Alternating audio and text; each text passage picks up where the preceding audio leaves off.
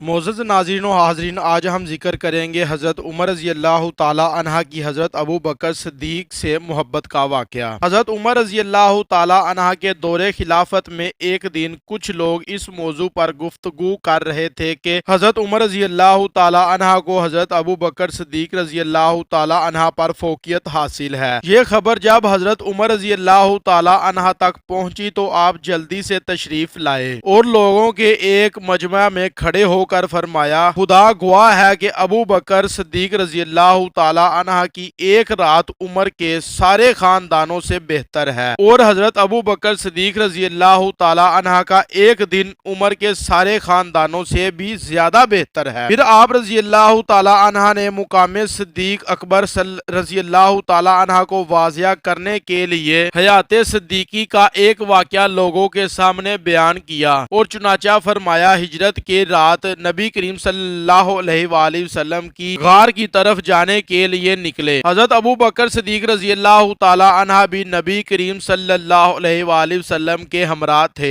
راستے میں حضرت ابو بکر صدیق کبھی حضور صلی اللہ علیہ وآلہ وسلم کے آگے چلتے، کبھی پیچھے چلتے۔ حضور نبی کریم صلی اللہ علیہ وآلہ وسلم نے اس صورتحال کو دیکھ کر اس کی وجہ پوچھی تو حضرت ابو بکر صدیق نے عرض کی کہ میں کبھی آپ کے پیچھے اس لیے چلتا ہوں تاکہ دیکھ لوں کہ کوئی آپ کو تلاش تو نہیں کر رہا، اور آگے اس لیے چلتا ہوں تاکہ دیکھوں کہ کوئی گھات لگا کر آپ کا انتظار تو نہیں کر رہا۔ یہ سن کر نبی کریم صلی اللہ علیہ وآلہ وسلم نے فرمایا کہ اے ابو بکر، اگر کوئی چیز ہوتی، کوئی خطرہ درپیش ہوتا تو میں پسند کرتا کہ تو ہی میرے آگے ہوتے۔ حضرت ابو بکر صدیق رضی اللہ تعالی عنہ نے شوق سے عرض کیا، جی ہاں، اس ذات کی قسم جس نے آپ کو حق کے ساتھ بھیجا ہے۔ جب دونوں حضرات غار ثور میں پہنچ گئے تو حضرت ابو بکر صدیق رضی اللہ تعالی عنہ نے عرض کیا کہ یا رسول اللہ صلی اللہ علیہ وآلہ وسلم کہ آپ ٹھہریے، پہلے مجھے اس غار میں جانے دیں، اگر کوئی سانپ یا کوئی جانور ایسا ہو تو مجھے نقصان پہنچائے اور آپ محفوظ رہیں۔ حضرت ابو بکر صدیق رضی اللہ تعالی عنہ غار کے اندر گئے اور پھر اپنے ہاتھ سے سوراخوں کو بند کیا اور سوراخ کو کپڑے سے بند فرما کر جب سارا کپڑا اس میں لگ گیا تو دیکھا کہ ایک سوراخ باقی رہ گیا ہے، تو اس میں اپنا پاؤں رکھ دیا۔ پھر نبی کریم صلی اللہ علیہ وآلہ وسلم اس غار میں داخل ہوئے۔ جب نبی کریم صلی اللہ علیہ وآلہ وسلم کی نگاہ صبح کی روشنی میں صدیق اکبر رضی اللہ تعالی عنہ پر پڑی تو دیکھا کہ ان کے بدن پر کپڑا نہیں ہے۔ آپ نے حیرت سے پوچھا، اے ابو بکر، تمہاری قمیض کہاں ہے؟ تو حضرت ابو بکر صدیق رضی اللہ تعالی عنہ نے ساری بات سنائی تو حضور نبی کریم صلی اللہ علیہ وآلہ وسلم نے دعا فرمائی کہ اے اللہ، قیامت کے دن ابو بکر کو میرے ساتھ میرے درجے میں کر دے۔ اللہ تعالیٰ نے وحی نازل فرمائی کہ آپ کی دعا قبول ہو گئی ہے۔ اس کے بعد حضرت عمر فاروق رضی اللہ تعالی عنہ نے شدت جذبات میں فرمایا، اس ذات کی قسم جس کے قبضے قدرت میں میری جان ہے کہ ابو بکر کی وہ رات عمر کے خاندانوں سے ہی زیادہ بہتر ہے۔ ایک مرتبہ سرکار دو عالم حضرت محمد صلی اللہ علیہ وآلہ وسلم اپنے صحابہ کو احادیث مبارکہ سے فیض یاب فرما رہے تھے۔ اس دوران آپ صلی اللہ علیہ وآلہ وسلم نے ارشاد فرمایا، جو شخص اللہ تعالیٰ کے راستے میں دو ہم جنس چیزیں خرچ کرے گا اسے جنت کے دروازوں سے پکارا جائے گا، اور جنت کے 8 دروازے ہیں۔ جو نماز کی کثرت کرنے والا ہوگا اسے نماز کے دروازے سے بلایا جائے گا، جو جہاد سے کثرت کرتا ہوگا اسے بابو جہاد سے بلایا جائے گا، جو صدقہ کرنے میں فائق ہوگا اسے باب صدقہ سے بلایا جائے گا، اور جو روزہ کثرت سے رکھا کرے گا اسے بابو ریان سے بلایا جائے گا۔ یہ ارشاد مبارک سن کر حضرت ابو بکر صدیق رضی اللہ تعالی عنہ نے عرض کیا کہ بظاہر تو جنت کے سب دروازوں سے بلائے جانے کی ضرورت نہیں، لیکن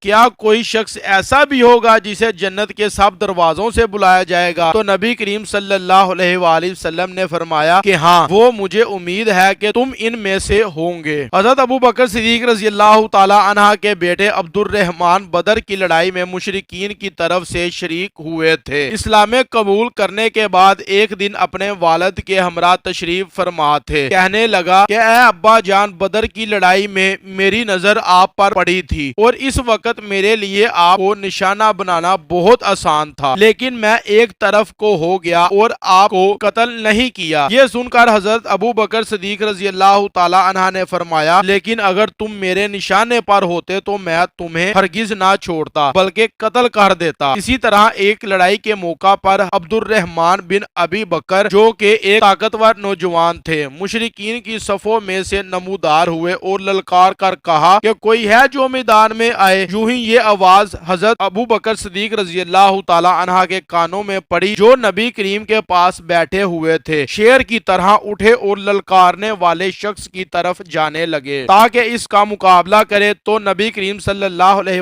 वसल्लम ने इन्हें पकड़ लिया और फरमाया कि ए अबू बकर, आप ना जाएं, आप अपनी जात से हमें ज्यादा फायदा देंगे। ये थी हमारी आज की वीडियो। अच्छी लगे लाइक और कमेंट जरूर करें और चैनल को सब्सक्राइब करना मत भूलें। जज़ाकल्लाह।